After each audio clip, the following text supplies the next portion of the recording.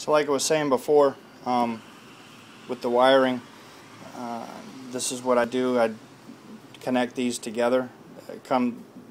Morimoto's and the XBs come with two wires. One of them's pink, one of them's white. The way that these halos run is it doesn't matter which one's negative and which one's positive, as long as you're consistent when you do both lights. So I use the pink for the ground and I use the white for the positive. I tie into the parking light wiring harness, and I never cut an automobile's wiring harness. Instead, what I do, if I've got to connect to it midstream of the harness, I'll take a lighter and I'll put the flame over the wire and I'll melt off the sheathing of that wire.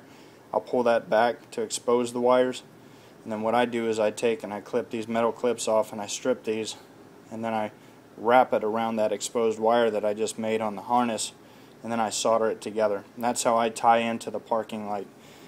There's a couple of different ways to do it. Later on you'll see that there's a circuit board that I connected to for these lights. You can use the circuit board. On the inside of the light, the color of the wires change, so the circuit board's using a blue and a black wire. Just to the left of that on the inside of the light is a green and a black wire, and that runs into the projection lamp circuitry in the center of the light.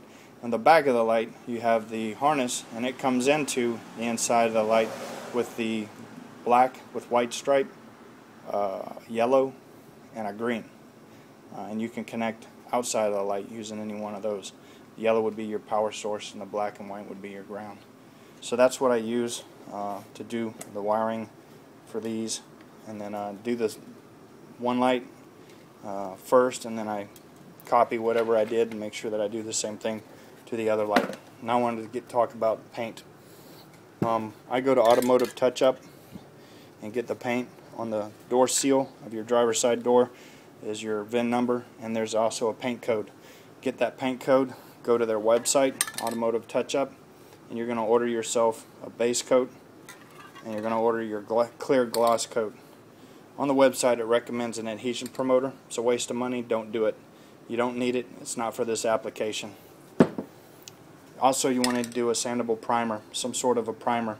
Whenever you're trying to color match an automatic a vehicle's color, especially some of the colors that the Z's have, the base coat is very thin. It's almost clear with a little bit of pigment in it and some flakes. So you need about 2 or 3 coats of this stuff. One can is enough to do both lights, as long as you spray paint both lights with some primer. I use this sandable primer to do it with. One can will do your clear coat as well. This has got UV protectant in it, so you're getting the best of both worlds. Other stuff that you can paint with, it's all over the forum. You can use Krylon, you can use all kinds of paints. The deal is when you swap the lights out and you put in these LEDs, you may as well go ahead and take out the turn signal bulbs and any bulbs that are in there and swap them out for LEDs. That cools off the light a lot.